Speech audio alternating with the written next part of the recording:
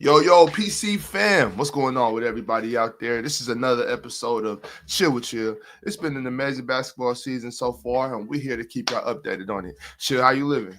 Running good, brother. Running good. We got the cup going on. We got some amazing basketball going on. I mean, I'm loving it, Ox. It's basketball season. We've been waiting all summer for this and all fall for this. You know the best thing about this season, and it's like this pretty much every season. Mm-hmm. We tend to make so many predictions before the season, especially. I mean, it was a long off season this year. I mean, we did have the Olympics. The WNBA season was pretty fun. You had an exciting draft, with Bronny, and even though it was kind of mediocre, but we always make predictions. And one thing I can guarantee you, Chill, we're gonna be surprised. And I think this has been one of those seasons. So far, I've been surprised a lot. What about you? Well, I was talking to you over the summer, and a lot of the guys scoffed at me when I said that Cleveland was going to be a top 3 seed. I didn't think they'd be this good. I was like, wait a minute, What the hell? 15-0, 16-1? Nah, I ain't saying that. I mean, I thought Houston would be a top 5 seed. I thought they were going to be good. I didn't think they'd be this good, though. No, they're a top 3 seed in the West right now. They rolling, right? Right. We talked about the draft, being meh, but you got some gems in this draft, Fox. I didn't know this kid Jared McCain was this good. I did not know that he was this good. So there's some kids in this draft that turned out to be really good. So I'm surprised by a lot of this stuff. 100% I am. Right. Speaking of that, we'll kick it off with a super chat. Illinois. McCain will drop 30 on your favorite team, then do TikTok dances in the locker room afterwards. Philly got a steal drafting him at number 20. They did, Joe. 100% they did. I mean, I wasn't really that big on him when he was in college. I wasn't that impressed with him. I mean, Duke were good, but I didn't see anything from him. I didn't see anything from him that suggested that he'd be this good. If you look at what's going on in Philly right now, they already got their lead guard in Maxey. So him coming in there, I'm thinking, he's going to play behind Maxey, learn what he needs to learn, and then they may eventually move on from him. Only except he looked like he's going to be running in the backcourt with Maxey. Right. And it looks like it's working. Yep. It looks like it's working. So I didn't think how do you like them running together? I do like it, Ox. I get so caught up in the traditional backcourt where you got a smaller point guard and you got a big 2 guard. When as long as you got backline help, right? As long as you got guys on your front line and you got perimeter defenders that can protect you, I think smaller backcourts for the most part can work. And Maxey's a big league guard. Maxey's 6'4"? So Maxey isn't small. And this kid McCain, he can move over to the 1 and Maxey can play off the ball. I saw that when I was growing up. I saw Joe Dumars and Isaiah Thomas do that, where Joe Dumars would slide to the 2. I mean, Joe Dumars would slide to the 1 and Isaiah would slide to the 2, where he was playing more that way. So I'm as much of a traditionalist as I am, Ox. I know how to adapt with the times, and a guy like Maxey, who, he's like 6'3", 6'4", get to the rim with the best of them, and this kid McCain, also a big a 6'2" guy. If you can get wings like Kelly Oubre, better wings, maybe younger wings to put around these two, I think you might have a foundation. And Ox, I gotta say something. You said this to me about a year ago, and I was ready to fight you. Chill. Maybe we might want to think about running the offense through Maxey. Maybe we might want to think about moving off of Joel Embiid. Ox, what are you talking about? Why would we do something like that? When in reality, that might be the best course of action. Like, we might want to build this unit around this backcourt. Right. It might be that time. I don't think that'd be a bad move. Guys in the chat, Chill saying Maxey's about 6'3". Let's not make a big fuss about you saying he's 6'2". That's pretty much the same thing, yo. Hold on, Ox. You dude say the same thing about what's KD listed at 6'10". How big is KD according to you guys? Y'all tell me that he's 7 foot. Last one of y'all tell me that he's 7 foot. So, and he listed at 6'10". So what's your point? Right. No, man, Chill. Your guy Adrian, he's going through it, man. Adrian's in the super chat. He says, Bulls hurting me. Fumbling our chance for Cooper. I told you, Adrian. I see what Marcellus is doing. I see what Kobe White doing, right? And I see what Josh Giddey is doing. This is the foundation of your crew, but Zach LaVine's still on the crew. Vooch is still on the crew. So y'all ain't fumbling anything. As long as those guys are going to be there, you guys are going to compete. That's just going to happen. I don't know what to tell you. Yeah, I'm not too mad at the kid Bazelis. I want to see some more this season. I want to keep watching and just see how good he is and how far this Bulls team could go. I still think they should come off as Zach LaVine. I think so too, Ox. I think it's time for them to let him go and let's see what he can do. Probably Vooch too. I think we can see what we can get for the vets and rebuild over there. Yep. Chill. Yep. Before we get into this next topic, something crazy happened here on Players' Choice. Now, I don't know if everybody's ready for this, but things are looking up. Let me. Matter of fact, I can show it better than I can explain it, y'all. Please, please do. You know what, guys? Tap into this. Tune in. So let me argue with both of them. Go ahead and do a what? So even though, listen. I don't want to hear so it. even though last year in the fourth quarter, am I arguing two people or one person? I'm trying to figure out how that works. That was choice. Stay right here. Hold on, real quick. Stay right here. I saw Shaq in the fourth quarter against the defensive player of the year, Dikembe Mutombo, dominate him throughout that series. How old was Dikembe Mutombo?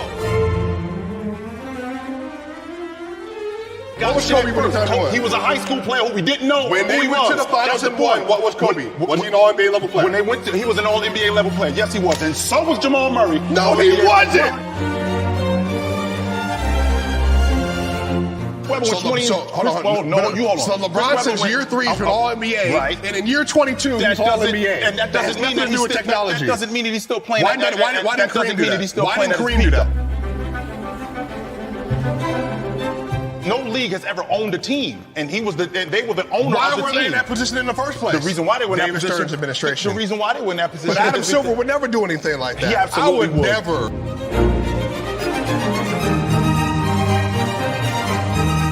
LeBron James makes an appearance and you're irrelevant. What does that mean? What do you mean? What does that mean? Irrelevant. All of a sudden, I step on the court, you're irrelevant again. And why is that? Because I'm better than you. What do you mean? You wasn't better than me throughout the season.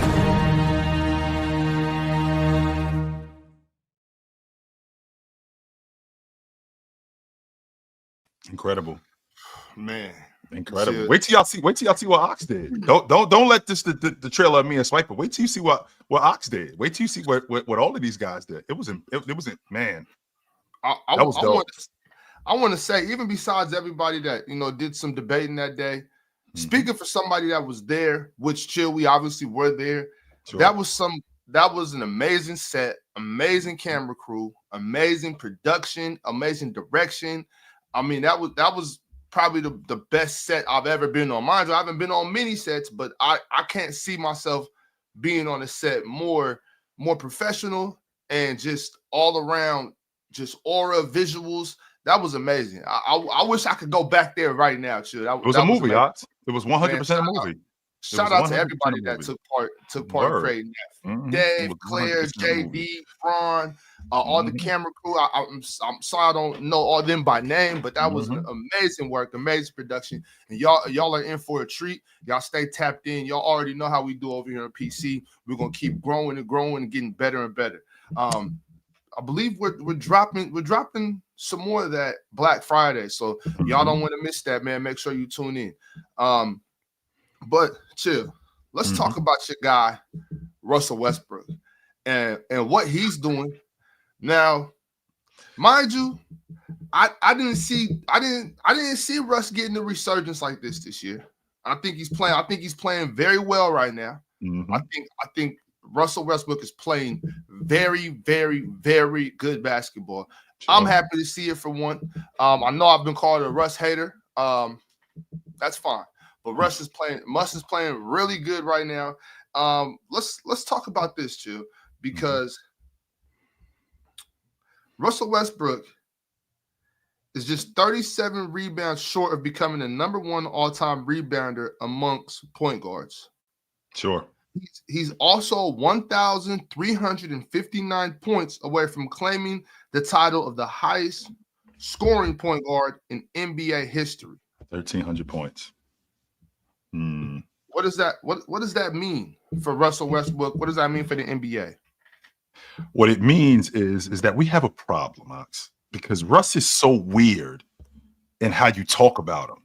Because everything you did, I did it, except win a championship. I did anything else you did. But then the way we talk about him is it's tricky off the strength that we still look at him sideways, because even though I did everything that you did, you could never say at any point, was Russ the best point guard in the game at any point? Was he ever better than Curry? Was he ever better than Steph Curry at any point? Was he better than Chris Paul? Can I definitively say that? But on the flip side to that, I can also say anything you did, I did. So Steph Curry led the league in scoring twice. So did I. I did that too. Steph Curry won the league MVP. I did that too. Steph Curry was first team All-Pro. So was I. Everything. Steph Curry won the NBA championship. I've been to the NBA finals, and I was a pup when I did. Right? I was a pup when I got there. But with that being said, everything that you did, I was able to do except win the championship. Now, we live in an era, to Ox's point, we live in an era where basketball, right? Basketball is what it is now. So we care about the data. We care about how efficient you are. We care about what you did in winning and how it translated to winning. And a lot of the stuff with Russell Westbrook aesthetically didn't look pleasing with his shot, with him turning over the basketball, a lot of that stuff. But we can do the same thing. I can make a highlight reel of Steph Curry throwing the ball away. I can make a highlight reel of Damian Lillard missing a bunch of shots. I can very well do that. But then when I look at the numbers, Damian Lillard is one of the best scorers in the game. He's one of the best shooters in the game. Russ isn't. So Russ is something of an anomaly. He's going to, like you just said it, Ox, he's 1,300 points away from being the #1 scoring point guard in NBA history. That's better than Stockton. That's better than Chris Paul, Bob Cousy, because Stockton is right. Chris Paul, 20,000 points. Stockton, really close to 20,000 points. So when you're talking about these guys being bucket getters, Russell Westbrook can say that, and it would make life so much less difficult for us. To your point, if he just won, if he just won one, if they could just win one this year with him being a part of it and him contributing, I think that will go a long way, and it will really help. It will really help guys, even like myself. You know what I'm saying? To put a little more respect on his name. I want to answer your question a minute ago, Chill. You said, was he ever better than Chris Paul? Was he ever better than Curry? The problem with that is the time when he was better than Steph, which there was a time. I think there was a time when they were younger where you could say, yeah, Russ is better than him. That's Chris Paul was better than Russ. By the time Russ got better than Chris Paul, Steph was better than him. So you wasn't better than this. So you wasn't better than this dude, but you were better than this dude early on. But then by the time you jumped this dude, the dude that was behind you jumped you. Right. And I think that makes it difficult for Russ. Although I think we can appreciate that Russ has always been in that top 3 conversation. And I think that goes a long way. Always been until maybe 4 or 5 years ago. Well, I think until then he was always in that top 3 discussion with Kyrie, whoever you want to name, James Harden, John Wall, all those guys, whoever you want to name. I think he's always absolutely. I think he's always been in that top 3 discussion while he was in his prime. 100%. I don't know if I can refute that, because there's a difference between being that and being in a discussion. Russ 100% was in a discussion. But that goes back to your point when you talked about where we are today, which makes it even better. And the reason why it makes it better is because he made the transition to being a backup. He made the transition to being a rotation guy. Like a lot of guys become rotation guys, and you see them fall off a cliff. Russ was really good as a rotation guy when he played with the Clippers. Damn good rotation guy when he played with the Clippers. He's a damn good rotation guard playing with the Denver Nuggets. Really good. Knocked down the long ball last night pretty good. And I ain't even talking about last night in particular. Ox, I want to put something on your mind, and I know this may sound crazy to you. Just so you guys know, Russell Westbrook this season is shooting higher at the long ball line than Klay Thompson. Now, I ain't going to start the propaganda. I'm not going to do that. But I just want to put that on your mind, that's what's going on today, right? Russ is shooting higher at the long ball line than Klay Thompson is this season. But Russ has been such an anomaly. I think one of the things we really need to talk about when it comes to Russ is just how he became how he became so good. First of all, Ox, coming out of college, I wasn't a point guard. He was a 2. Right. He had to convert into being a point guard, right? So he had some struggles, some big time struggles. But then he turned into an elite point guard. And then there was a time where you can have the conversation that he was the best guard in the league. That was going on. And then we get to the point where he's older, and now he doesn't really look like he's slowing down, but he is slowing down. And then he goes into that rotation role, and he's just as effective. He was awesome with the Clippers. Awesome now with Denver. They're undefeated when he's starting. But coming in as a rotation guy, he's even better. So Russ would make my life rating him so much less difficult if he just won. And he was an integral part of winning, because that's the only thing that's holding us up. The only thing that's holding us up. His efficiency, right? His efficiency is tricky. Not only is his efficiency tricky, his decision making is tricky. And I always question how smart Russ was, but the proof is in the pudding. He's about to be a member of the 25,000 point, 10,000 assist club. Ox, James, the only other dude in that category. He's the only one. So when I look at what's going on with Russ is going to be one of those guys. If he doesn't win, he's going to be the trickiest guy to talk about, because everything else y'all did, I did it. Everything. Right. I do wish, for Russ's sake and for my sake too, I'm gonna be selfish here for a second here. I wish Russ would have been drafted in 99. I wish Russ would have been in the area before, when we could just more watch ball and see who's just impacting the game, and and kind of get away from where all the analytic stuff matters so much. I think that would have helped Russ outlook a little more. I think so. And to some people's point too, I think this ring will go a long way. I think if they could get one, I think it will go a long way. I think that ring for J. Kidd in 2011 went a long way for his career. He was in year 17 when that happened. No, I'm sorry. Right. 1984. Yeah, he was in year 17 when he did that. Right. That pushed him in a different category. 100% that did. That put Jason Kidd, because up until that point, he was doing everything that everybody else was doing. Everything that everybody else was doing. He had finished second in the league in league MVP votes. He was regarded as the best point guard in the game at one point. He was the best guard in the league. He was an all-league defender. The only thing that was missing from him in terms of his resume, the only thing that was missing from him was winning. The only thing, because he had done everything else. And we hadn't moved to the quote-unquote basketball. We hadn't moved into that level. What we were looking at primarily, we were looking at guys and their games. How you impacted the game, how you took care of the basketball, how you scored the basketball, all the things that you did that were necessary in order for us to win. That's all we looked at. And if Russ came in the 90s, because it's not ridiculous to think that he couldn't have transformed his game. Because just so you know, Ox, Terry Porter, he came into the game. He played the 5 in college. He had to move over to the 1. Yes, I know that's Terry crazy. Porter. Yes, Terry Porter played the 5 in college. Was that just a little bit, a couple of games? Yes, because he played at a small, I think a Division II or Division III school, Wisconsin. I want to say not Wisconsin, Green Bay, but he played at a small school, and he played the 5 sometimes. So he had to move over to the league. He had to learn how to play the league guard on the next level, and he became an all-star. Right, so it's not ridiculous. Right? It's not ridiculous that a guy makes the transformation moving over from one thing to the next. Now, when I think about Russ, his transformation from the 2 guard to the 1 and being as effective as he was, the only thing he's missing is winning, man. That's it. The only thing he's missing is winning. Excuse me. Also, I want to also point out, because I'm chat watching a little bit too. Somebody brought up social media. I don't think social media helped Russ very much. especially when he got to the Lakers. And I believe Russ was scapegoated that season with Bron and AD having some injuries. I do think Russ was scapegoated there, and I don't think social media and all the cameras and Instagram posts and Twitter posts, I don't think that helped Russ in the narratives from a narrative standpoint at all. I think it hurt him. I think it hurt him very much, very much so.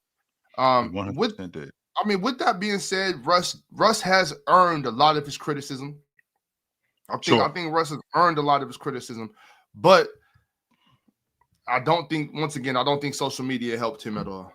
No, I think it actually compounded what we did, what we didn't see in the 90s, right? What we didn't see, social media just compounded that by showing it to us. So when Russ was doing what Russ was doing and turning over the basketball, being wild, not getting other guys involved when he should have, making better basketball plays, and we were able to see that more on bigger stages. That kind of that definitely screwed up who Russ was. And now for him to move to the Lakers, where he's on the biggest stage and playing with the biggest personality in the game and the best player in the game at that point, and the fact that James was able to make it work with so many other guys, and for it to be the disaster that it was, even though when Russ was on the floor, he led the team in assists, he led the team in rebounding. That was the year that Anthony Davis got hurt. He led the team in assists, he led the team in rebounding. He was doing that kind of stuff. So Russ's game was never in question. It was just the fact that he was with the Lakers, the fact that both James and Anthony Davis campaigned for him and what they were there for, and that they didn't go as far as people thought. They basically made it out to be Russ's fault when it wasn't. It was not his fault at all. Well, Russ, I think there was a little questions. I think there was a little questions. Now, was about Russ's game? I know he might have led in certain categories while on the floor. Russ was making a lot of bonehead plays, a lot of bonehead decisions. I think there was a little question. So let me rephrase that, Ox. Let me rephrase that, Ox. There was no question about Russ's effort and why he was there. Let me rephrase that. His game, yes, we saw Russ shoot the ball off the top of the backboard. Yes, we saw Russ throw the ball in the third row, and there were some head scratches there like, Russ, what are you doing, right? Yeah. But his effort was always there every night. Always dunking on Rudy Gobert, getting to the rim still with the best of them. And because we saw the questionable plays, we questioned him. Like, why is he here? When in reality, this whole thing wasn't his fault. No, it wasn't. Right. In other news, Chill, Brian Windhorst reported on something that's got me super excited this morning. Seems that some Western Conference executives believe the NBA could eliminate conferences and have the top 16 teams make the playoffs when the league expands to 32 teams. Here's the quote. Instead of dealing with that thorny competition, West executives told ESPN they believe both issues can be corrected by dropping conferences altogether and seeding teams 1 through 16 regardless of geography. The concept has been raised before, but expansion, the thinking goes, would create a reason to take a fresh look. I don't know, Ox. I think they might be listening to us. I think they might have heard you, Ox. Well, I hope so. Now, and if we didn't influence it, guys, let's get a part of it. Sun Tzu says when you have momentum, you cannot waste it. You cannot waste momentum. So the fact that they're talking about it, let's get this this petition going. Let's get it. We need this one. Once again, Chill, like I said, it might not be the best idea, but let's try it out. Give us 4 seasons of it, Adam. Let's get a 5, not 4. Let's get a 5 season straight. Let's see what happens. So, Ox, what you're telling me is that I don't think you hurt anybody. It sounded to me like, Ox, you got her at the bar, you got her ear. So let's keep this going. I got her ear. Right. I'm in her ear now. So let's not get away from this. She's on the hook. She's listening to you. Right. Hey, bartender, over here. Get her another one. She clearly listening to me. So let's keep this momentum going. All right, I can get with that 100%. I got mixed feelings about this though, Ox. I do. And hear me out for a second, big fella. I got mixed feelings because I'm somewhat of a traditionalist, right? And with the Eastern Conference Championship and the Western Conference Championship, rivalries were built, with the Knicks and the Bulls, with the Lakers and the Supersonics, with the Lakers and your Kings, with the Lakers and the Spurs. There was some grit, there was some grind there, right? I can definitely get with that. But I'm leaning more toward this 16-team playoff, and the reason why I'm leaning toward it because in the end, Ox, I do want to see the best two teams in the NBA championship. I do. I want to see as much as I care about the Eastern Conference championship and the Eastern Conference being what it is. I am worried a little bit about the fact that the majority of people in America live on the East Coast, and if we got a 16-team tournament, and I don't know, 10 of those or 11 of those 16 teams are from the West, you might be alienating a whole demographic. I am worried about that a little bit. But on the flip side to that, what do I want? I want the best team to win the NBA championship. And I want them to go up against the best team to win the NBA championship. That's what I want. So when I see in 2002, the Lakers play the Kings, that could be the NBA championship. Right. That could very well have been the NBA championship. When I see the Lakers, and the Spurs in 2003, that could have been the NBA championship, right? So I think that because I'm a traditionalist, I am wrapped up a lot in the Eastern Conference and the Western Conference because of what it is. But ultimately, I want to see the best brand of basketball. Not only do I want to see the best brand of basketball, I want to see the best two teams play in the championship game. Ox, in 2013, my 49ers played the Seattle Seahawks in the NFC Championship. That was the bowl game. Those are the two best teams in the league. That's why you saw Denver get stomped like they did. Because Denver wasn't close to those two teams. They weren't. My 49ers, we would have stomped Denver too. Yes, we would have. We would have whooped that ass too. But the point is not too much on Peyton. Not too much on Peyton. I'm a Peyton Manning fan. Let's be clear. But I do want to see, Ox. I'd be lying to you if I said I don't want to see the best brand of basketball. But I am somewhat of a traditionalist, and it's hard to let that go considering what I had seen. When I saw some of the best series that I've ever seen have been in the Eastern Conference Championship, in the Western Conference semifinals. Those are some of the best series that I've ever seen. Now, what you're asking me to do, Ox, is you're asking me to switch it up, and we're going to go to a 16-team tournament. How is this going to work? Is it going to be the same format? Are we going to do three? Are we going to do 3 out of 5? Are we going to do 4 out of 7 with this? Or are we just going to do brackets where it's like the NCAA tournament, one and done? How are we going to work that out? I don't think there's any need to change it to one and done. I think we can still keep it best out of 7. Okay. Once again, I don't feel like the distance is a big deal. I definitely don't think it's a big deal financially. And plus, a lot of times we'll still have teams that are pretty close demographically. Like, for instance, if OKC has to play Chicago first round, that's like an hour flight. You know what I mean? Like, so when we have things like that, I think we might be overdoing it with the distance situation because, like I was saying the other day, Portland to New Orleans is no difference from Portland to Philadelphia. Plus, Ox, we also live in a time where travel isn't what it was 30 years ago. I mean, the modern travel is luxury. So, I mean, don't get me wrong. I know travel can be a lot on your body, but, it's not a big deal to jump on a plane and go 3 hours. It's a lot more comfortable today than what it was in 1987, where we had to sit in the airport for 3 hours and we had to get a connecting flight, or even in 2000, where, it's not nearly as modern as it is today. 100%. I don't think I was on that train, but I'm off that. The travel isn't the issue. Boston to Portland, no big deal. We can jump on a flight. And we got Wi-Fi on the plane. We got these huge leather seats. We're comfortable. There is no problem. We won't have any problem rolling anywhere we're trying to roll to. None. And on top of that, we stay in the most luxurious places and the best amenities. So this isn't 1960 where we got to take a train to Boston from Philadelphia. We don't have to do that. No, we don't.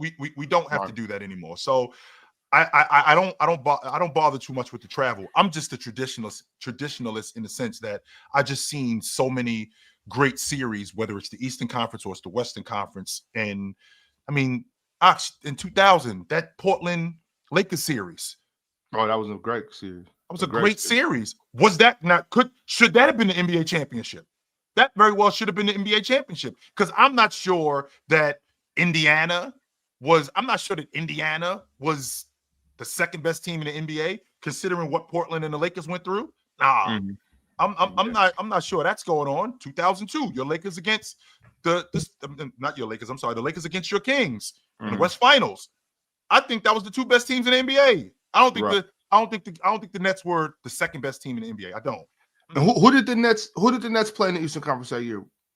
It was Indiana? In 2002? No, they beat Boston. Yeah. Boston. Okay, yeah. So I'm saying you got, let's say it ends up being Kings, Nets, Lakers, Boston. You know what I mean? I think that ends up being Kings Lakers championship. Right. You know? So hey, I'm all for it. And you know what the thing about it is, Chill? If anybody would make this happen and take this chance, it would be Adam Silver. Adam Silver has done a lot of things that people have been questionable.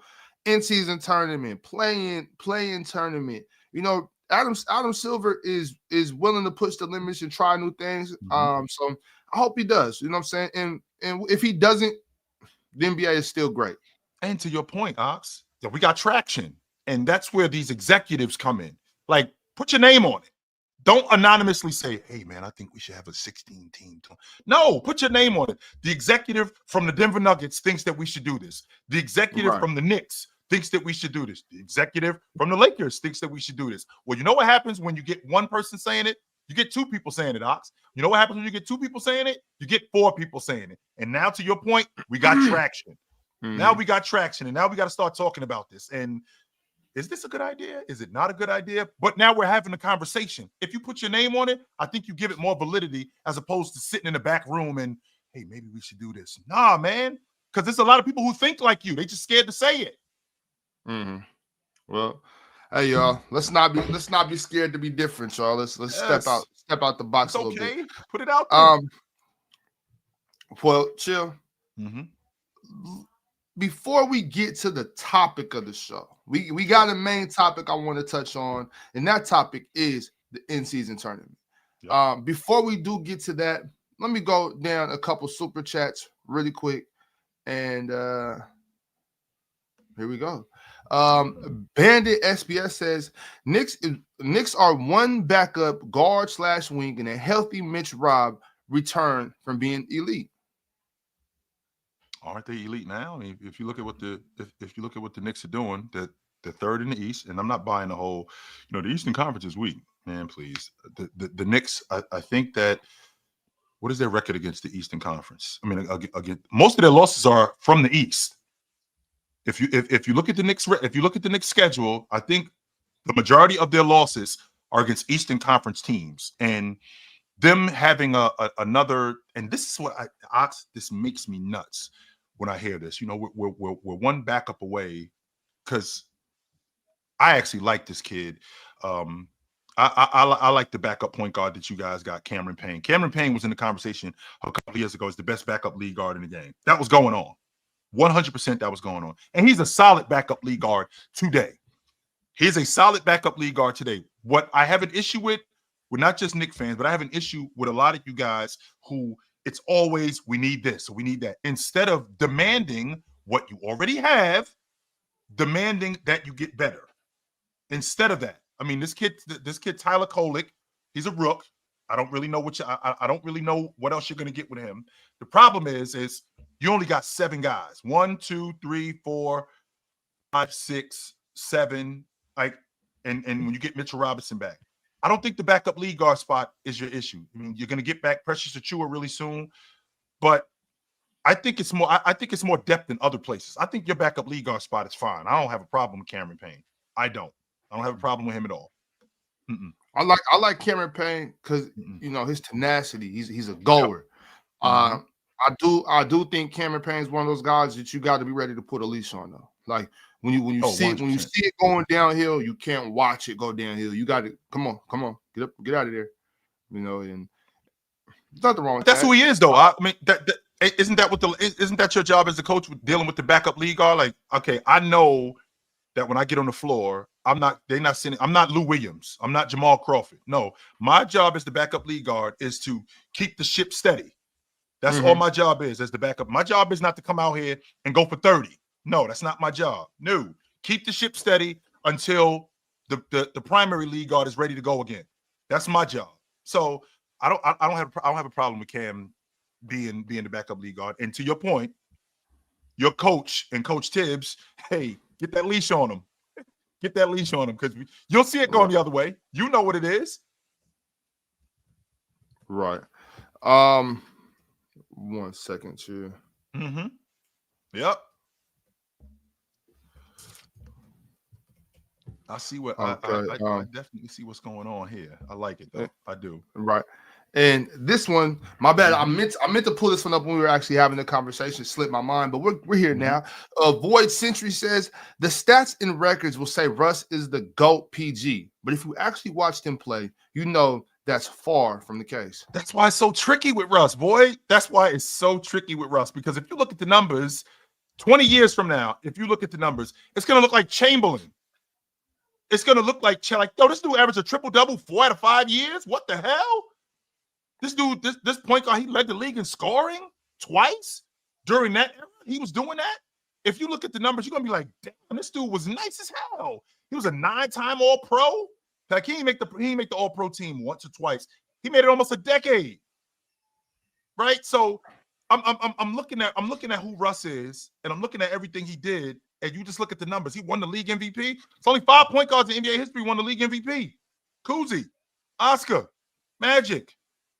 Kuzi, Oscar, Magic, Nash, Russ, 6. I'm sorry, Curry. That's it. 6 point guards that won the league MVP. And Russ is one of those guys. But if you watch Russ play, on the one hand, you'll be amazed by Russ because how athletic he is and how great he is in transition. But then there's times when you want to choke Russ out. This times when you want to choke Russ to death. Like, what are you doing? Plenty of times when you want to do that. Plenty. And I remember, I remember. They say you forgot D Rose, too. We got to. Did I forget D Rose? That's who I forgot. D Rose. So let's see. Kuzi, Oscar. Let's see. Kuzi, Oscar, Magic. Then we move to the 90s. Magic. Then D Rose. Yep. Curry. Russ, I'm leaving somebody. I feel like I'm leaving somebody. James Harden won it too. Yep. And Nash, that's what I'm leaving out. Right? Nash, that's the guy I'm leaving out. Nash. Right. I'm leaving out Steve Nash. So 7. Steve Nash. Okay. So 7 guys, not 5. So 7 guys. How can I leave Steve Nash out? He wanted in back-to-back seasons. I'm wow. It's hell fan. So yeah, Ox, if you watch Russ play, there's gonna be times when you want to choke him out. You can't handle it. You can't. But then there's times when he's ridiculously dynamic. When you're like, yo, this guy might. It's like watching Josh Allen, where you watch Josh Allen, you're like, yo, Josh Allen might be the best quarterback in the game. And then I watch Josh Allen sometimes, and I'm like, how's this dude start in the league? How? Josh Allen's dope. He is dope, super dope. Well, actually, let me see. Let me get that one. Okay, I see your super chat too, Star. We're actually going to talk about that in closing. So that's that's one of our closing topics. So I'll get to that when we get there, Star. In the meantime, let's pull up a couple guys from the lobby real quick, and then we're going to get into the in-season tournament. Let's start off with my man. We got Trey Ball. Let's start with Trey Ball. What's up, Trey? What's going on, guys? How y'all been? What up? Man? What's going on, fella? What's going on? Word. Nothing really much. You're just talking about the in-season tournament in general. A little bit, yep. I mean, so far, we're gonna go over the standings and whatnot. Oh, all right. Yeah, so far so good. I mean, to be honest, only one gripe I have with it, and I want to know if y'all agree, is the fact that it's not really a tournament, like in the traditional sense. The fact that they play, not until the end, right? It's not like an actual tournament until they go to Vegas. You know what I mean? I just think I hate how it's only on Fridays and like another day, right? Tuesday and Friday. What was the tournament? Tuesday and Friday. Like it kind of messes up the continuity. It's hard to like have a regular season game on Thursday and then Friday it's a tournament game. So that's the only thing that's weird to me. Now remember, Trey, you used to tournaments being when the season is over. Like this is during the season. So we gotta work the schedule in the tournament within the season. So like the NCAA tournament. The NCAA tournament, the season is over. You already got your ACC champion. You already got all your conference champions. Correct. So you can have that set up when the season is over, just like in the NBA when the playoffs go on. Season already over, so we just got the playoffs. We have the in-season tournament. We're working that in within the season. So on Tuesday and Thursday, that's what's going on. Tuesday and Thursday, Tuesday and Friday, I think it is. That's what's going on. So I mean, it is a tournament in the sense because these teams play in their specific divisions, right? In their specific divisions, and with them playing in their specific divisions, once we get a winner out of this, then we actually go to the playoffs. Right. So you basically have a season within the season in the tournament. No, I totally understand it. I'm just I'm a real college basketball fan, so I've been so deep into these like actual tournaments, and I don't know, I like those tournaments where they had a neutral site. Like I just finished watching the Charleston Classic or some boardwalk tip down in South Carolina, yeah, and I don't know, like the teams, I like that neutral site. I just love that. I feel like that's what hoop is all about. That tournament feel. Was it in South Carolina? I think Coastal Carolina. I watched that game because I don't really watch a lot of college basketball, but I'll peek my head in. The one I watched was at Charleston, wherever that's at. I guess that was in South Carolina. Yeah, and the one I watched was the Myrtle Beach Classic. That's the one I watched. Yeah. Mm-hmm. There's a few going on right now, and I've been watching all of them. So yeah. All right. That's all I have to. All right, my man. Good to talk to you. All righty, man. Absolutely. I'll peek my head in, Ox, from time to time early in the season, and I do have to, because I don't want to get caught blindsided by you. I don't want to get caught blindsided by you and find out that, I don't know, this chick that's running at University of Wyoming is like 24 game and I ain't paying. So I gotta start peeking my head into women's college basketball, because I don't want Ox to say to me, hey, chill, do you know about Gloria such and such from such and such? Is she like 19 a game? I'm like, who is this girl? Turns out I'm like, she like the best player in the league. So yeah, I got to start peeking my head into that stuff. Right. Because that's coming soon, chill. Ron's gonna ask us eventually. Pretty soon, he's gonna start asking, man, what NBA games you check? I'm just gonna only talk women's college hoop. That's all I'm gonna do. Yep. I'm gonna get booed off this show, but that's all right. We did that last year with Savannah Wheeler. Man, she could play some basketball. Yes. But let's get. I'm gonna pull somebody else up before we get to the in-season tournament. My man Classic's here. What's up, Classic? What up? Yo, what up, guys? What up? What's up? I wanted to talk about the Russ discussion y'all were talking about earlier. Yep. And when it comes to him, I think that KD kind of diminished his legacy. And when I talk about KD, I don't I actually talk about the rings when I talk about his greatness. But like when it comes to like just as a fan, I think that he kind of diminished Russ's and Steph's legacy, because when he went there and won the championships, it was this narrative that the Warriors needed him and that he saved them from LeBron. And I think if that narrative doesn't exist, we talk about Russ different, and we also talk about Steph different. And I think it's a lie that I don't think the Warriors needed him. And I think that if Steph only had 2 championships, it's crazy, but I feel like people would they would praise him more with just the 2 championships than if he had the other 2 that he won with KD. And I think that so the reason why I don't think they need him is because, for one, the last year that he was with the Warriors, when he got hurt, the Warriors, they had lost 2 games in the second round to the Rockets with KD. When KD got hurt, the Warriors didn't lose another game. They didn't lose another game until they got to the finals. Yeah. And even let's say they do lose to Toronto. Kawhi was an all-time great player. That doesn't mean that they needed another superstar to beat him. And then with LeBron, ain't that part of the classic? Like you just lose to somebody that's better. That's just part of it, You lose right? to somebody that's better. And then whenever they lost to LeBron, they won the championship the year before, and then they lost to LeBron the next year. And Chill, you said this too, that they wasn't going to beat him again. Let's say LeBron does go back to back. LeBron definitely wasn't going to three-peat. We saw LeBron beat the Spurs in the finals one year. Then the next year they come back and beat him. So LeBron wasn't just this unbeatable player in the finals.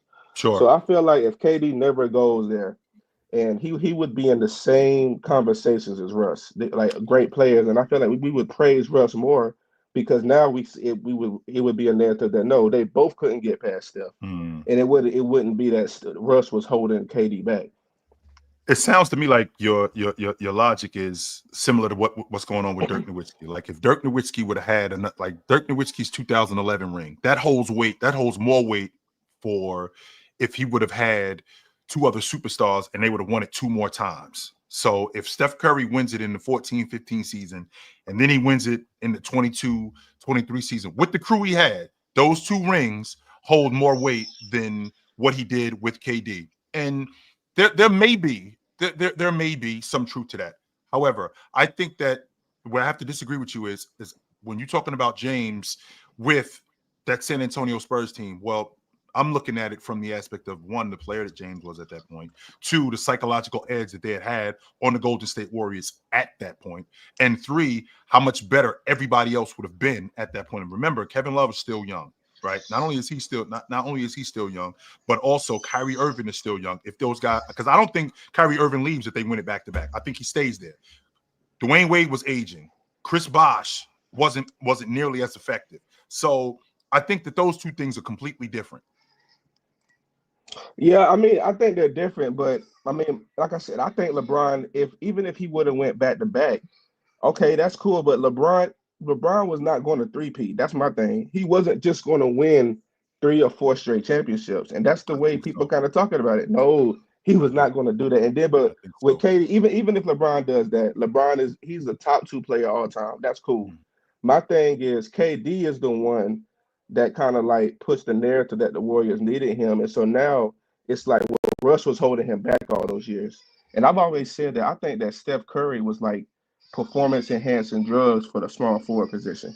I feel like every small forward had their best season with Steph Curry. And I wish Andrew Wiggins would have won that 2022 year, because then it could have proved that basically KD was just an upgraded Andre Iguodala, which is, I don't want to just kill KD, but that's really what he was. And that's why he had his best season with the Warriors, is because he was playing with Steph Curry. Actually, he didn't have his best season with the Warriors. He had his 2nd lowest points per game when he was with the Warriors. What he averaged with the Warriors around 25-8.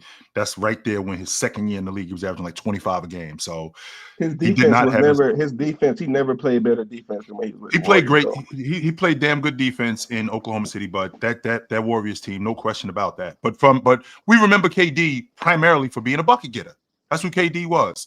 And as a bucket getter, And as a bucket getter, him being on that Warriors team, it diminished, and it didn't diminish his game or anything like that. He just was on a better team with better players. Yeah, I feel you. And then just real quick before I get off, man, it look like the Mavs are better without Luka, man. He better get right. Hey, if I'm not mistaken, ain't they undefeated, Ox? Yeah, but chill. We seen this before. Now I love it. I love it when things like this happen.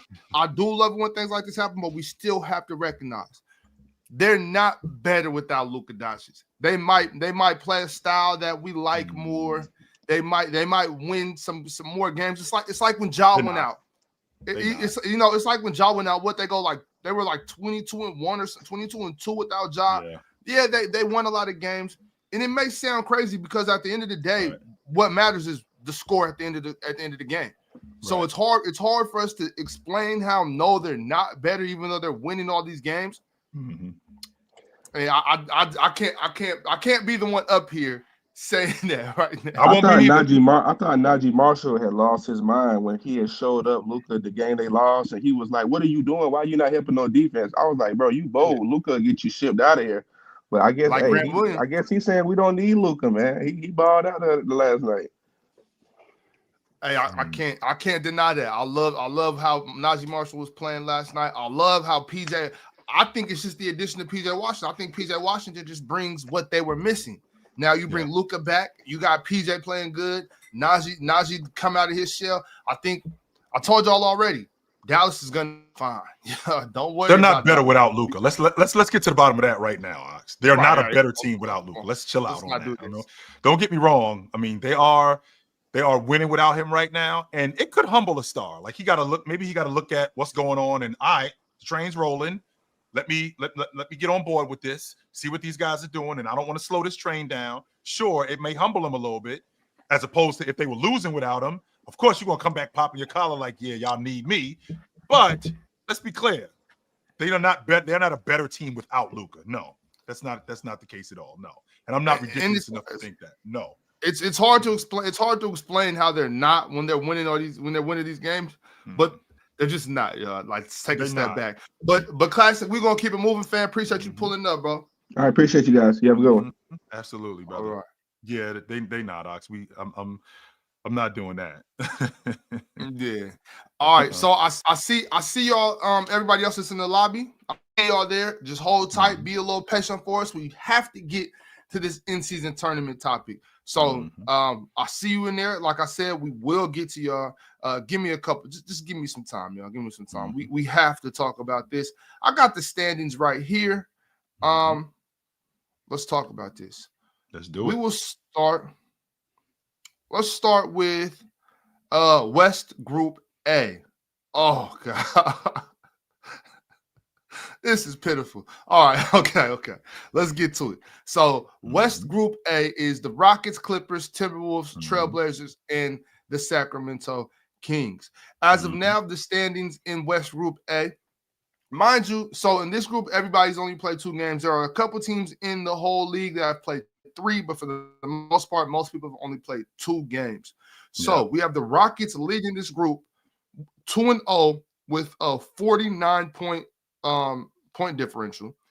Damn, 49 points. Crazy. It's actually no, it's not, Ox. It's 54 because the Clippers are -5. So they still got to make up that -5 and then get to 49. So it's 54. Yeah. Okay. Okay. So the Rockets are leading this group 1-0. The Clippers, Timberwolves, and Trailblazers are all 1-1. I'm sorry, 2-0. 2-0 for the Houston Rockets. Yep. For the Clippers, Trailblazers, and Timberwolves, they're all 1-1. And the Kings are 0-2. Are there any surprises in this group? Do you expect the Rockets to win this group? Do you think that the Timberwolves, Clippers, or maybe Trailblazers, or maybe the Kings might be able to combat them? Well, I had the Timberwolves coming out of this division, and we got a 3-way tie for second. All right, we got a 3-way tie for second, and they've been losing some games that have been close. I thought they were going to be better. The Rockets, I'm not surprised where the Rockets are at this point because I thought that they were going to be good this year anyway. So that's not something where I'm thinking, maybe this team isn't what I think they are. No, especially last night, what they did to the Trailblazers. I just started advocating for the Trailblazers being they don't suck, Ox. Then they turn around and get blown out by 30. Man, I'm advocating for the Trailblazers don't suck. Nah, these dudes don't suck. And then they get blown out by 30.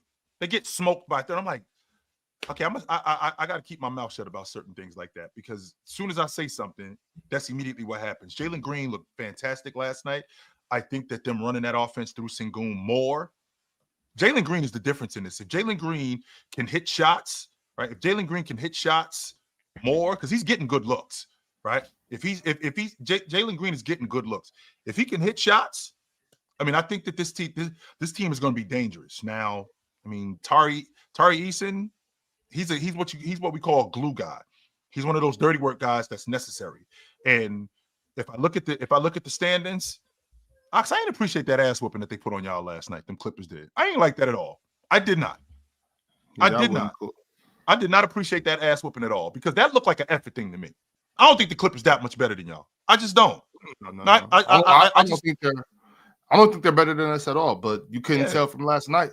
It didn't. It just looked like they got whatever they wanted. They got wherever they wanted, and that just didn't look like that. That looked like an effort thing more than anything. Keegan Murray looked like he was somewhere else. Fox. I just don't know what the story was with that team. Meanwhile, James Harden was doing James Harden things, getting in the paint, getting to the rim, and looking like James Harden of old instead of old James Harden. So the Kings got to get better. They 100% have to get better. And I don't want to dismiss this in-season tournament. I do not want to dismiss this, Ox, because the competition level that I've seen in this has been fantastic. And these dudes need to pick it up. The Kings in particular, they do.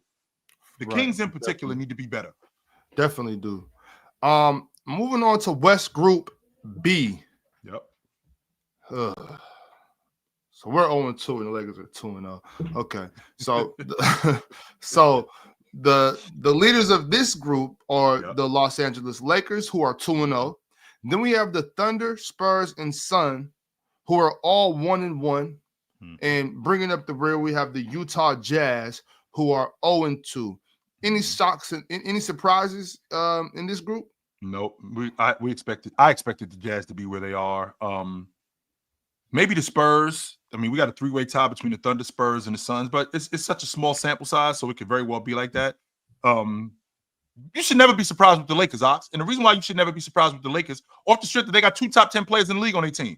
2 of them. So because of that, you should never be surprised by these dudes winning. Never. The offense is better. The ball is moving more. Anthony Davis looks fantastic. This division that they're in, I think that outside the Jazz, I mean, this is one of the tougher divisions. The fact that KD hasn't been available, I think that helps the Lakers, no doubt about that. And the Spurs, they're getting better. The Spurs are getting better. 100% the Spurs are getting better. So I'll be real interested to see when they play when the Lakers play the Thunder. I'll be real interested to see that, because we're going to find out. We're going to find out that hole that they have, how big of a hole it is. Who, the Thunder? Yes. Well, I mean, iHeart is back. Yeah, but that helps him. It does help, Ox. Yes, it does, but he ain't Chet. No, he isn't. No, he's definitely not Chet, but I like him a lot. I think he brings something. I do too. I'm excited to see that game as well. I always felt like Hartenstein is a backup 5 man. I always felt like he was that. Always. Right. I like Hartenstein the way I liked Gortat. Yes. When Gortat was backing up Dwight, and then when Gortat went to Washington, I like Hartenstein in that sense, where he's a really, really good backup, and I think he could fill in. I think he could fill in when needed. So yeah, they definitely need Chet back. Let's see. So West Group C, the Warriors are in charge of that group right now. They're 3-0. Yes. We have the Dallas Mavericks, who are 2-1. Wow, you see that point differential there, where the Warriors have a 12-point differential, and the Mavericks have a 41-point, still behind them. So the Pelicans and the Nuggets are both 1-2, and the Grizzlies are 0-2. The Grizzlies, I'm a bit surprised about, but they got Ja out of the lineup. The Warriors got a good ass team, Ox. They do. The Warriors got a good ass team. I'm surprised at what the Warriors are doing this season, considering what was going on in the summertime. And there's nobody here that can give me legit logic that the Warriors would be this good. You're not selling me, the Steph Curry effect. Get the hell out of here. No, considering what was going on this summer, Andrew Wiggins didn't play in the Olympics because he's getting traded. You're moving off of Clay. The dynasty is basically over. You add rotation guys to your roster. You don't really add anything big. The only thing you really got coming back is Steph Curry and Klay Thompson, and Steph Curry and Draymond. And then to add to that, what was going on with Andrew Wiggins? You still weren't sure. I wasn't sure about Kuminga. I wasn't sure how they were using him. I wasn't sure what they were going to do with Podziemski. So there were way more questions with this team than there were answers. So for any of you guys to say that we expected the Warriors to be like this, you were lying, you know what? And I'll say it to your face. You dudes is lying. You're lying. Straight lying. The idea that Steve Kerr can coach. The majority of you guys over the summer talked about Steve Kerr being a fraud as a coach. So what are you talking about? True. So that's just not true. The majority of you guys over the summer talked about Steve Kerr is a Steph Curry merchant. Steve Kerr is a Draymond merchant. That's what you told us. Get the hell out of here with that Steve Kerr can coach shit. Either they're lying or they're just delusional fans. I'm going with the delusional fans, Ox. Okay. Yeah. So that's the West as it stands. Let's jump out east. We're in East Group A. The Orlando Magic and the New York Knicks are both 2-0. The Magic are in the one spot because their point differential is 23 points more than the Knicks. Yikes. Following them in the 3 is the 76ers. Now the 76ers are 1-2. They only have a negative 9-point differential, so they can shake it up for the Knicks possibly, and maybe even the Magic. We'll see what happens. Well, no, they've already played 3 games, so they only have 1 game left in pool play, right? Mm-hmm. Right. So it'll be tough. It'll be tough. The Nets are the 4th I think it's seed. 5 games. I think it's 5 games, not 4. No, it's got to be 4, right? Because they only play games? each team once. Yeah, they only play each team once. It's five teams. Okay. Yeah. So the Nets are also 1-2, and then the Hornets, who have only played 2 games, similar to the Knicks and the Magic, are last in this pool so far, or this group so far. Any surprises? Do you expect the Magic to take this one? Do you expect the Knicks to overcome them? What do you see in Group A? Now, remember, Ox, when we did this the first time, when the in-season tournament came out and the brackets came out, we did this, and it was predicated on guys not being in the lineup, guys being in the lineup. And the one surprise that I have is Philly being garbage. Philly being absolutely atrocious. What is going on with the 76ers? That the fact that they are garbage. The Magic being as high as they are because Banchero wasn't in the lineup, and I wasn't sure when he was coming back. I thought that the Magic were good, and I thought that they were going to be one of the better defensive teams in this bracket, but it was predicated on Banchero being out of the lineup, and that was huge for them. The Hornets I thought would be better. I did. I thought the Hornets would be better. I didn't think that Brooklyn would be there off the strength that I know what happens early in the season, and guys look a certain way. Right, guys look a certain way early on in the season. It helps trade value, but a lot of that is fool's gold. I saw Washington do that a couple of years ago when Washington was at the top of the East. They was in like 2nd or 3rd in the East, and then they went in the tank. So it happens. What the team that I'm surprised about the most, Ox, is Philly. That's the team that I'm surprised about the most. How bad they are. And sure, you might have a bright spot in this kid McCain because I think you might have your backcourt, but they just look like a discombobulated unit. With Joel Embiid on the floor, they play slower, they play more large. They just don't look as sharp with Joel Embiid on the floor. Even though a lot of the stuff that they do is predicated on Joel Embiid. I'm just surprised about them the most. The Knicks, on the other hand, I just like this dynamic between both Jalen Brunson and Cat. These guys look fantastic together. That pick and pop game. Not just that pick and pop game, Cat in transition, knocking down the long ball. These guys look great. These guys look great in this tournament. And Mikal Bridges look like he changed his shot back, Ox. He look like he's getting his shot back. I like that about him. Yeah. Man. Shout out to Mikal Bridges. I'm really high on them. Really high on the Knicks, as you know.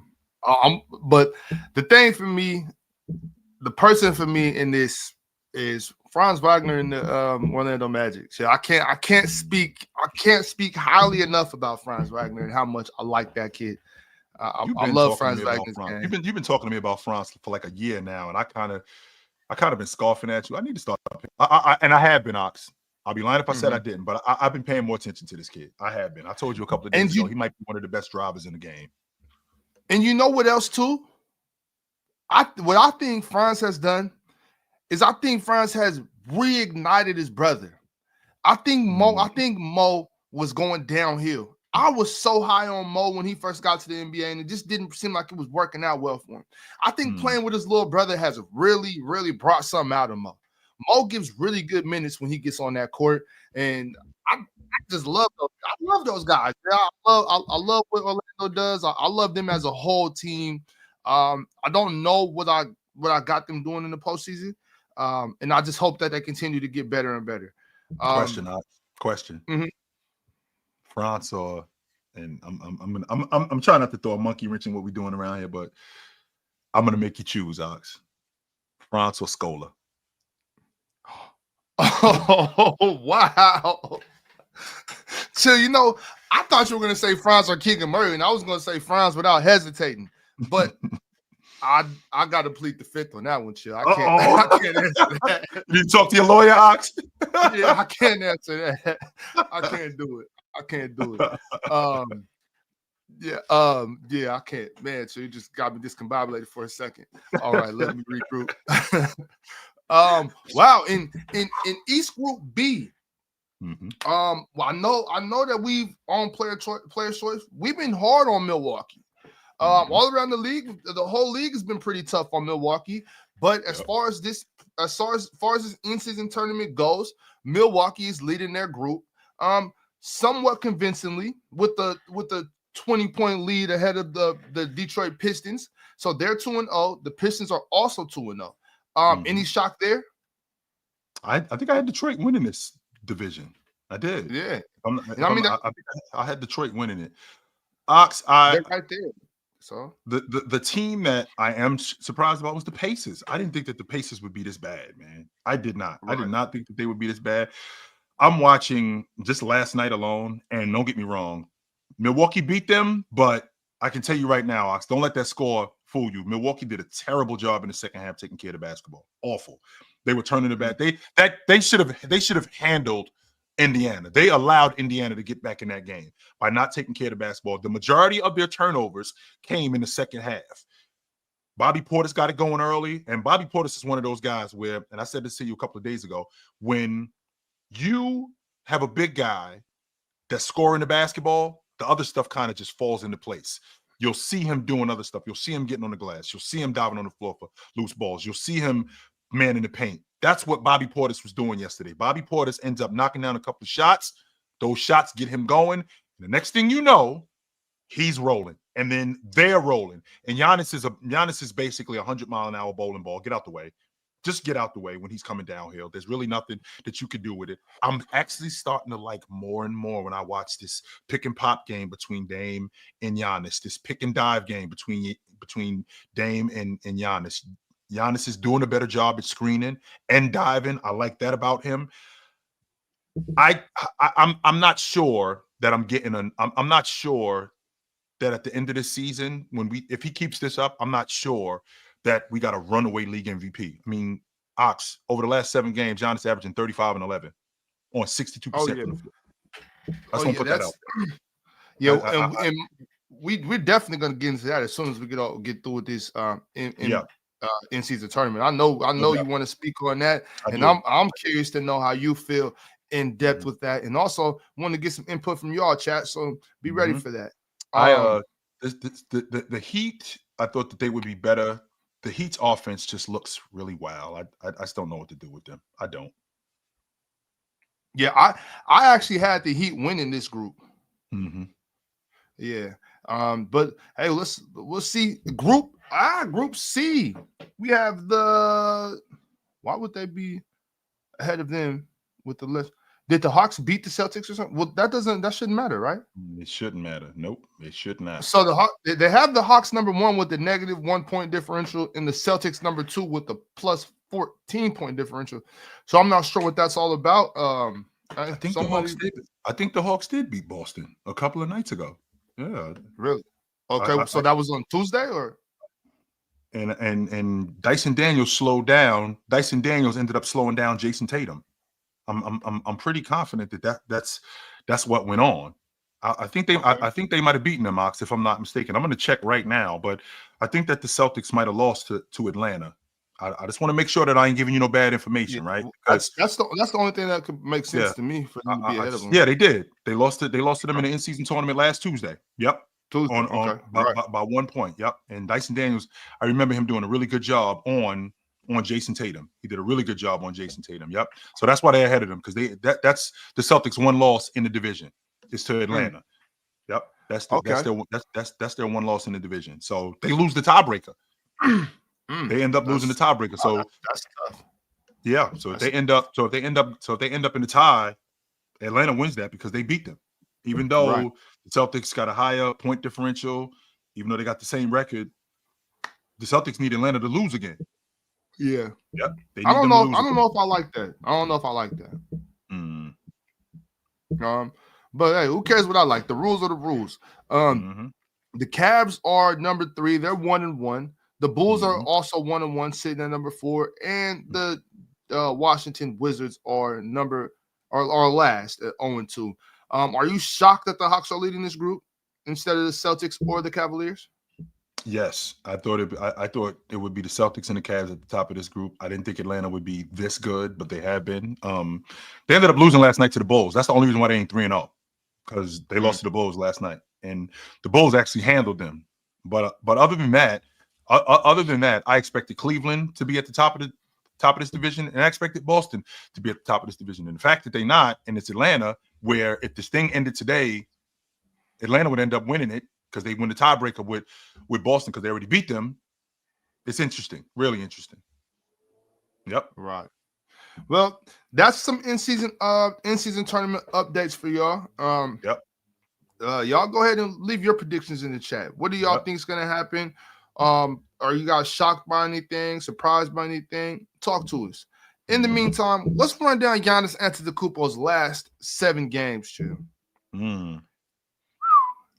Last 7 games, we have 37-10 with 11 assists, 41-9 with 8 assists, 20-13 with 4 assists, 22-15 with 12 assists, 59-14 with 7 assists. God, geez, Giannis. 23-4 with 7 assists, 43-13 with 5 assists. Giannis Antetokounmpo. We talked about it during the offseason. I think we all agreed that we believe Giannis will be on a tear this year. And I think the slow start to the Bucks' overall record might have thrown us off a bit. But make no mistake, Giannis Antetokounmpo was absolutely balling out. Well, I was asked the question of who could turn it around. Which team was more likely to turn it around? And it was between Milwaukee and Philly. Which one of these two teams? And I was looking at Milwaukee going, there's no way Milwaukee is this bad. No way. Of all the teams that I'm thinking about at the bottom of the East, because at this point, it was Philly and it was Milwaukee, right behind each other. Philly was at the bottom and Milwaukee was right ahead of them. And I'm thinking, there's no way Milwaukee is going to be this bad. When you got arguably, and Giannis was in the conversation at one point as the best player in the world, and then you got a top 10 league guard in the game on your team. There's no way we could be this bad. No way that could happen. And I felt like they could turn it around. Giannis is 35-11 on 62% from the floor. 35-11 on 62% from the floor for the last 7 games. He's having another MVP caliber season. He's looking more at the basket in the mid-range. He's getting downhill with the best of them. He's playing great defense. And with that being said, he's carrying this unit to where they need to go. This is what your superstar does. No doubt about that. This is what your superstar does.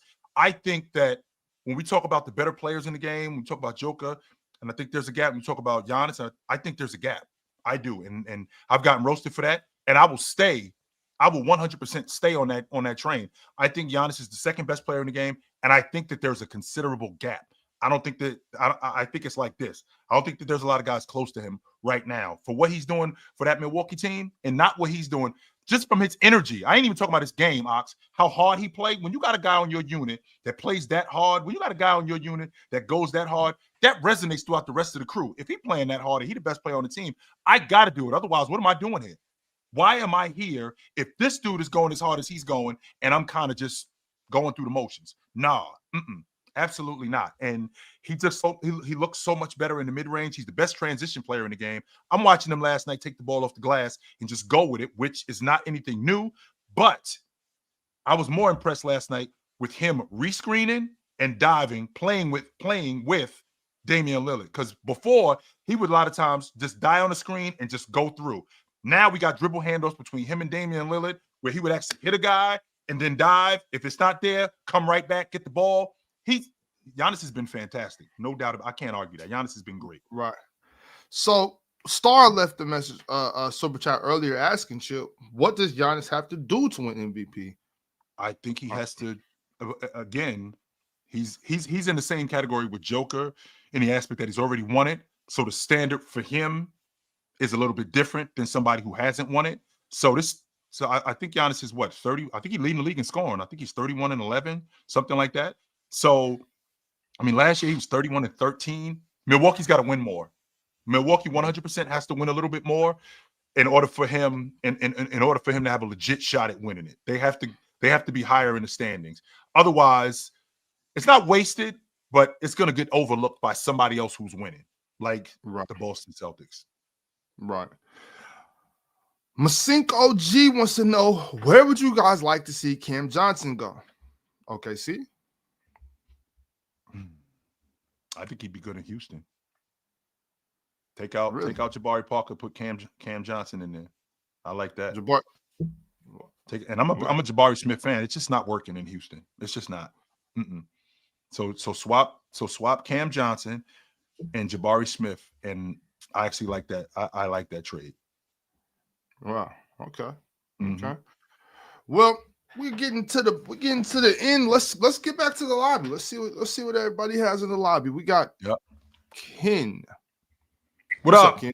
What up, Ox? What up, Chilltown? What up? How y'all feeling, fellas? What up, brother? Chilling, man. Chilling. So I just wanted to talk about the Warriors real quick because, yeah, nobody expected them, but are we surprised? Nah. We seen this in 2022 when they had the best defense. No, not 2022 when they had the best defense and they had like a 16-2 start to the season. Curry was an MVP conversation. But what's really been carrying them the season is that bench, bro. I got to be honest. You got Pods, you got Kuminga, you got Buddy Hield, you got Slow-Mo, and then you got Looney. I mean, those guys just know how to play with each other, bro. And I got to give them credit, man. That's a well-oiled machine, no matter who's in the system, no matter what kind of players. As long as they have players who fit their system, bro, they're going to always be in a conversation of contender. Now, do I think they're going to win a championship? Probably not. But they could get to a second round and fight to get to a conference finals. The way they play defense and the way they move the ball offensively. I mean, is it ridiculous to think that they could get to the NBA championship? I mean, to your point, you talked about that 22 team. I mean, that Warriors team, I think they was 20-1, 20-2 to start the season that first month of the year. They were now there was a little bit more cohesion on the unit. Y'all didn't have to deal with nearly as much that offseason. I mean, Curry was coming back, Clay was coming back. Curry had just come off an MVP caliber season that year. I think y'all lost in the in-season tournament. Curry had led the league in scoring that year. But with that being said, last season y'all didn't have to deal with what y'all had to deal with in 22 that y'all had to deal with last season. No, I'm not a Warriors fan. Wait, hold on, chill. I'm not a Warriors fan. I'm just speaking. Well, let me rephrase that. The Warriors, they didn't have to deal with what they had to deal with in 22, what they had to deal with last season. The dissension, the shaking up of the roster.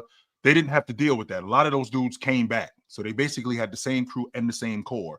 And, Jordan Poole had been on the crew for a long time and he was emerging. So a lot of the stuff that they had going on in 22 was a lot different than what they had going on today. A lot of it. And then you know what else is surprising to me is Draymond's defense. I didn't think he could still play defense like that, bro. I thought the injuries with the age, I thought it was catching up to him, bro. But shit, he proving me wrong. He still he's still one of the best help side defenders, one of the best. Has he really been hurt? Has he really been hurt more than he's just getting older? I think it's a little bit of both. I think it's a little bit of he been banged up. And then, because think about this, though, too. Like, when they went on their runs, they really had the shortest off seasons out of everybody because they was playing until June, July, and everybody else was resting in June and July. So they had the shortest off season going far into those finals runs and winning championships. You mean May and June, right? Nobody was going deep into the playoffs like them. I mean, they had a 5-year stretch, but it was in the finals every year. Exactly. Yeah, exactly. I could definitely get with exactly. That. So all right, brother. All right, so it was good talking to y'all. You, absolutely, no doubt. That's legit. That's 100% legit, yo. That the Warriors was going deep into the playoffs. I just didn't see it, Ox, considering what was going on in the offseason and what was happening with this crew, with the dissension, the roster turnover. I mean, I just didn't see it. I didn't. The attrition of this roster, I just didn't see it. Yeah, I don't think they're going to the finals, but. In the words of Draymond, don't let us win it again. In the words of Draymond, don't let us win it again. I don't take any words from Draymond seriously. So. Only thing you want to take from Draymond is a plea. That's what you want to take from him. I already know what time it is with you, Hawks. That's all you want to take from Draymond. What is your plea, sir?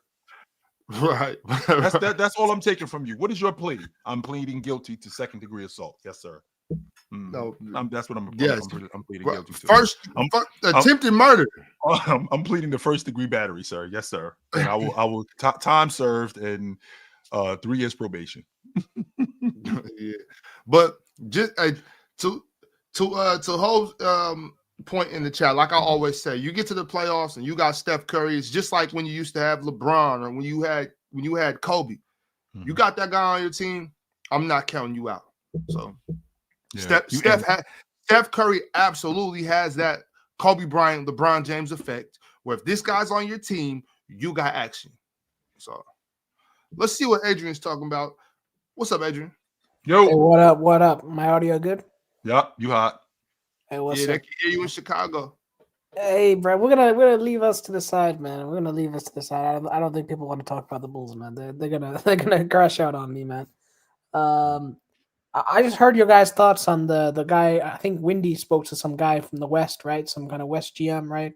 Talking about how he would restructure the conferences. Mm-hmm. My issue with this entire conference situation is that it ignores the massive problem that we have in the NBA. Is that the East just has a lot of badly run organizations, right? So even if you change the way that the conferences are structured, you're just going to get a whole load of West conferences, and you're not going to see much change from a year-to-year basis, right? Because the reason why the West is so much harder than the East it's basically because the teams are better run, right? If you look at all the teams in the East, look at all of the teams in the West, and you were to say, okay, is this a good run team or a bad run team? I think you can make an argument that half the teams in the East are badly run. Joe, half the teams in the East are badly run. I don't. What are the badly run teams in the West?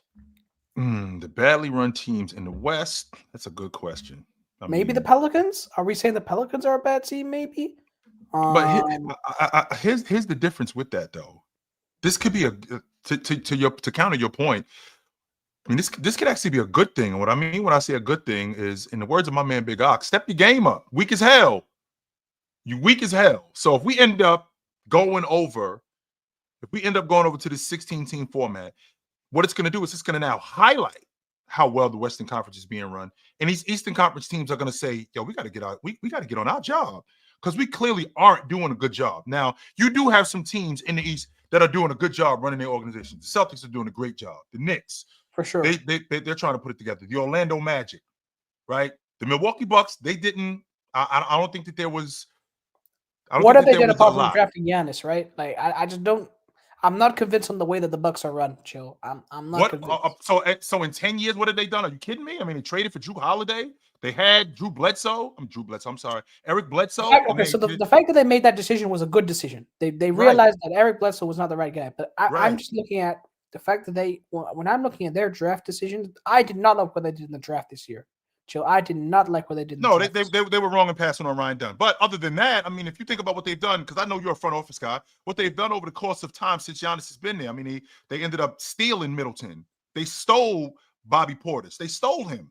Bobby Portis, nobody was really talking much about Bobby Portis. He ended up in Milwaukee as a steal, right? So they ended up trading for Drew Holiday. That was a steal. So stuff like that, when I think about their front office, and on top of that, they traded for Damian Lillard just to show that we're serious about making moves. Right. 100% we're serious about making moves. So they are, I feel like they're going in the right direction. Now you got teams like Brooklyn. I'm not really sure what they're doing. Miami, I'm not really sure exactly what Miami's doing. I mean, I like the fact that they got Khalil Ware, but I think this would be a good thing going to the 16-team format. I'm moving forward. I'm leaning toward it more off the strength that this is going to make the Eastern Conference teams step up their game.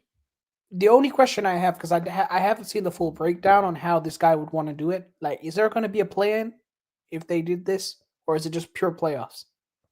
I'm sure that there's going to be a play-in tournament. Because if there's a play-in, then I don't think it changes anything. Why not?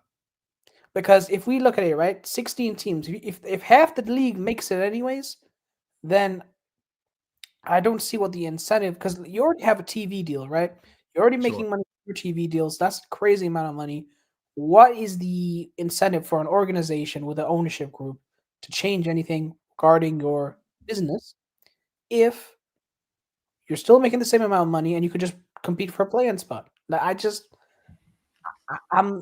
need to see. No, you 100% want to be better. I don't just because they've changed the format, that doesn't mean that I don't want to be, at the top of it. Because again, the seedings do matter. The reason why you're the number 1 seed is because you got the best record in the East. There's a reason why you got the number 4 record, because you got the 4th best record in the league. So it's not like I'm just competing to be in the playoffs. No, I want to be at the top of the league. Are you, Adrian, are you kind of saying or insinuating that the guys 13, 14, 15, 16, 17, 18, 19, 20, those 8 teams have like a little tournament to get those last 4 spots? No. I think those guys should not get those spots. That's my right. My point. Okay, yeah, I can get with that. But Adrian, we appreciate you pulling up, fam. We do got to get moving. Shout out to you. We'll check you next Saturday, bro. Absolutely, brother. Sure, Good to talk to you. Yep. Right. Interesting. We got this chat from Costas. He didn't have much to say, but we appreciate the chat anyway, man. Shout out brother. to you. Shout out to you. Brother. While we got y'all here, I want to do something real quick. I gotta play this one more time for anybody that hasn't seen it yet. Y'all get ready for this coming to you on Black Friday from Player's Choice. So let me argue with both of them. Go ahead and do it. So even though, listen. I don't want to hear So it. even though last year in the 4th quarter, am I arguing 2 people or 1 person? I'm trying to figure out how this works. That was choice. Stay right here. Hold on, real quick. Stay right here. I saw Shaq in the 4th quarter against the defensive player of the year, Dikembe Mutombo, dominate him throughout that series. How old was Dikembe Mutombo? What was Kobe when he won? He was a high school player who we didn't know When they went to the finals and won, what was Kobe? Was he an All-NBA level player? When they went he was an All-NBA level player. Yes, he was. And so was Jamal Murray. No, he wasn't. Hold on. So LeBron says year 3 he's an All-NBA, right? And in year 22 he's All-NBA. And that doesn't mean that he's technology. That doesn't mean that he's still playing. Why didn't Kareem do that? Why didn't Kareem do that? No league has ever owned a team, and they were the owner of the team. Why were they in that position in the first place? The reason why they were in that position. Stearns administration. The reason why they were in that position. But Adam Silver would never do anything like that. He absolutely would. Never.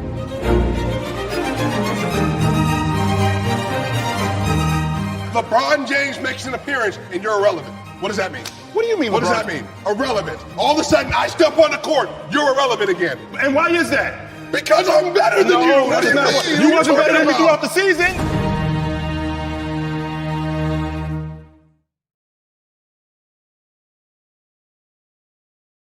Man, y'all get ready for that. It's coming soon. Black Friday is only 6 days away, y'all. Y'all can hang on. Y'all can hang in there, man. Just get ready. Be prepared. Got a lot coming to y'all from Player's Choice, man. As you know, we always trying to give you the best product, man. We're trying to always be innovative and try new things. But hey, this is the end of the show today, guys. Appreciate everybody for pulling up. It was a heck of a show. A lot of basketball to be played this weekend, this week. Make sure y'all tap in. We'll be back on Monday on the panel. Sure, you got anything on the way out? Absolutely, man. Put on a suit. Drink water. Don't drink and drive. Hey, man, call your mother. When last time you talked to your mother? Call your mother. And if you ever in the Portland area and you had too much to drink, my man right here. Pick up the telephone and call him. Here comes Scoop. He don't leave you out there. He will not. I promise you that. Love yourself. We will see you guys soon. But until then, take it light. But take it. Absolutely, man. It was good to see you guys. No doubt. It was good stuff. That was a movie, Ox. I'm telling you, man.